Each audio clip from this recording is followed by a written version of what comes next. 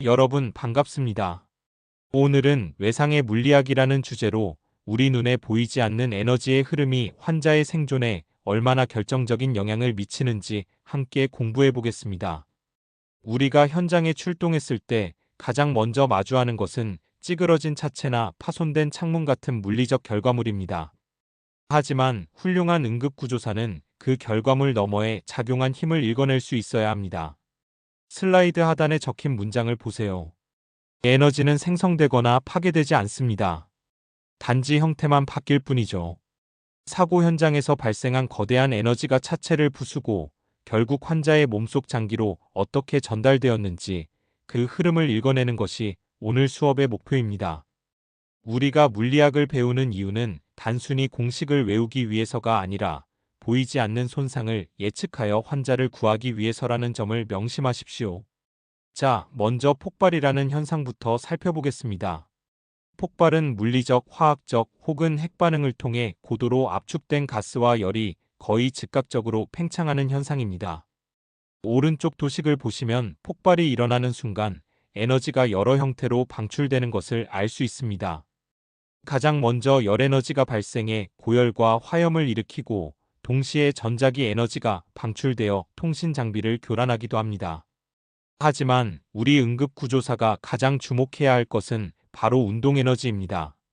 폭발은 압축된 가스를 급격히 팽창시키며 폭발파를 만들고 무기 상자의 조각이나 주변의 물체들을 파편으로 만들어 매우 빠른 속도로 투사합니다. 이 에너지들이 신체와 접촉하는 순간 연쇄적인 상호작용이 일어납니다. 여기서 중요한 점은 폭발이 단순히 쾅 하고 터지는 것으로 끝나는 것이 아니라 여러 형태의 에너지가 동시다발적으로 환자를 공격한다는 사실입니다. 이 슬라이드는 시험에 매우 자주 나오는 핵심 개념을 담고 있습니다.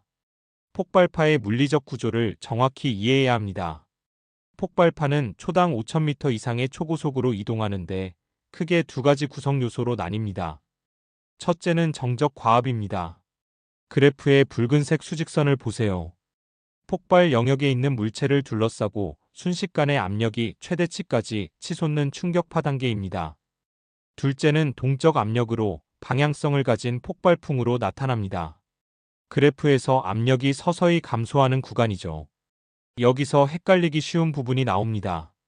압력이 원래 상태로 돌아오고 끝나는 게 아니라 주변보다 압력이 더 떨어지는 부압 단계가 발생합니다. 이 부분 진공 상태 때문에 공기가 다시 안쪽으로 빨려 들어가게 됩니다. 폭발 현장에서 물체들이 폭발 중심부 쪽으로 끌려온 흔적이 있다면 바로 이 부압 단계 때문이라고 이해하시면 됩니다. 폭발파가 신체에 닿으면 어떤 일이 벌어질까요? 파동 에너지는 인체의 강도와 진동 주기에 따라 신체를 변형시킵니다. 특히 주목해야 할 개념은 밀도 인터페이스입니다. 우리 몸은 고체, 액체, 기체가 섞여 있죠. 폭발파가 이동하다가 밀도가 다른 경계면 예를 들어 고체 조직에서 기체가 찬 장기로 넘어갈 때 에너지는 증폭되고 복잡하게 융합됩니다. 이로 인해 스트레스와 전단파가 발생하여 조직을 비틀고 찢어버립니다. 따라서 귀, 폐, 위장관처럼 공기가 차 있는 장기가 폭발에 가장 취약합니다. 고형 장기보다 공기가 섞인 장기에서 에너지 교환이 훨씬 더 파괴적으로 일어난다는 점을 구분해서 기억하세요. 현장에서는 겉으로 보기에 외상이 없더라도 폐나 장 내부에서 심각한 출혈이나 파열이 일어났을 가능성을 항상 염두에 두어야 합니다. 이 내용은 국가고시와 전공시험에서 단골로 출제되는 가장 중요한 슬라이드입니다. 폭발 손상은 기전에 따라 5단계로 분류합니다. 1단계 1차 손상은 방금 배운 폭발 충격 파압력 자체에 의한 것입니다. 2단계 2차 손상은 날아오는 파편에 의한 관통상입니다. 여기서 강조 포인트가 있습니다. 폭발 사고에서 가장 흔한 사망 원인은 1차 압력이 아니라 바로 이 2차 파편 손상입니다. 3단계 3차 손상은 폭발풍에 의해 신체가 날아가 벽이나 물체에 부딪히는 전이 손상이고요. 4단계 4차 손상은 폭발 시 발생하는 열이나 가스에 의한 화상, 흡입 손상을 말합니다. 마지막 5단계 5차 손상은 테러리스트들이 폭탄에 일부러 박테리아나 방사능, 화학물질을 섞은 오염된 폭탄에 의한 손상입니다. 이 5단계를 기전별로 명확히 구분하여 암기하시기 바랍니다. 1차 손상 중에서도 가장 흔한 형태는 고막 파열입니다. 고막은 매우 민감해서 제곱인치 당 5psi 정도의 낮은 압력에서도 파열될 수 있습니다. 반면 생명을 위협하는 폐 손상은 약 40psi 정도의 더 높은 압력에서 발생하기 시작합니다. 여기서 매우 중요한 임상적 지표를 설명하겠습니다. 과거에는 고막이 멀쩡하면 폐 손상도 없을 것이라고 생각했습니다. 하지만 이라크 자유작전 데이터에 따르면 고막 파열 여부는 폐 손상을 예측하는 지표가 되지 않는 것으로 확인되었습니다. 즉, 고막이 깨끗하다고 해서 폐가 안전하다고 단정해서는 안 된다는 뜻입니다. 폐 손상이 발생하면 기흉, 공기색 전증 등 치명적인 상태로 이어질 수 있으므로 고막 상태와 상관없이 높은 의심 지수를 유지하는 것이 응급구조사의 올바른 자세입니다. 앞서 말씀드렸듯이 2차 손상은 폭발 사고의 주된 부상 원인입니다. 파편은 두 종류로 나뉘는데 무기 자체 조각인 1차 파편과 유리나 돌처럼 주변 환경이 부서진 2차 파편이 있습니다. 오른쪽 그래프를 보세요.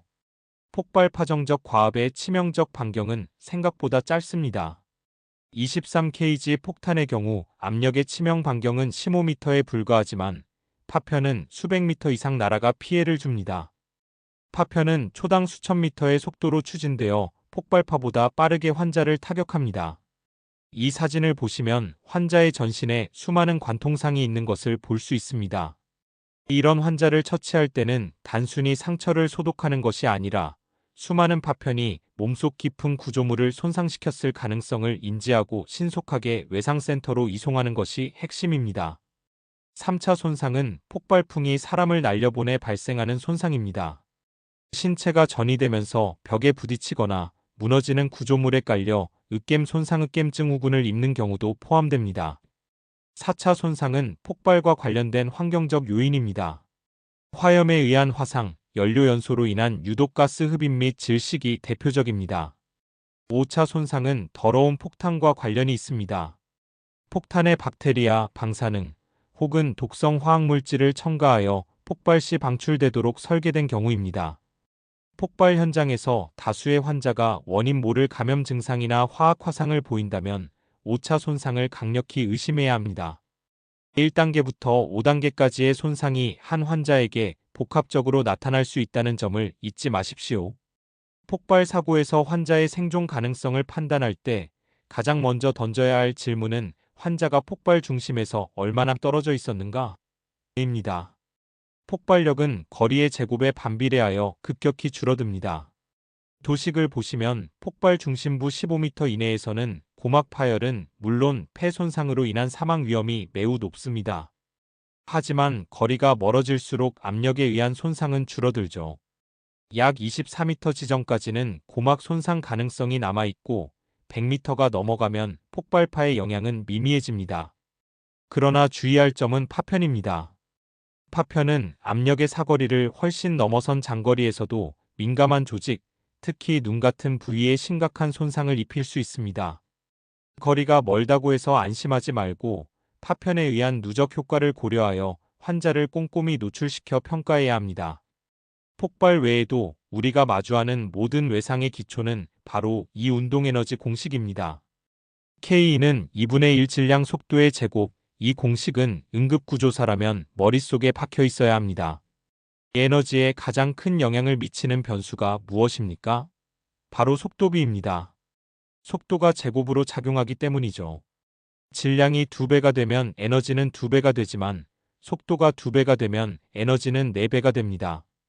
이 원리를 이해하면 고속 충돌 사고가 왜 치명적인지 알 수 있습니다. 또한 충돌의 3단계를 이해해야 합니다. 1단계는 차량의 충돌, 2단계는 탑승자가 차량 내부와 부딪히는 충돌, 그리고 가장 중요한 3단계는 내부 장기의 충돌입니다. 우리가 사용하는 안전띠와 에어백은 충돌 시간을 연장하고 에너지를 분산시켜 이 3단계 충돌에서 발생하는 운동에너지를 줄여주는 역할을 합니다. 강의 초반에 말씀드렸듯이 응급구조사의 실력은 의심지수에서 나옵니다. 외상의 물리학을 이해하는 처치 제공자는 눈에 보이는 상처 뒤에 숨겨진 내부 손상을 의심합니다. 슬라이드의 표를 보세요. 운전대행들과 심하게 변형되었다면 가슴에 타박상만 있더라도 심장 타박상과 대동맥 손상을 강력히 의심해야 합니다. 핸들이 휘어질 정도의 에너지가 가슴을 눌러 공동을 형성했을 것이기 때문입니다.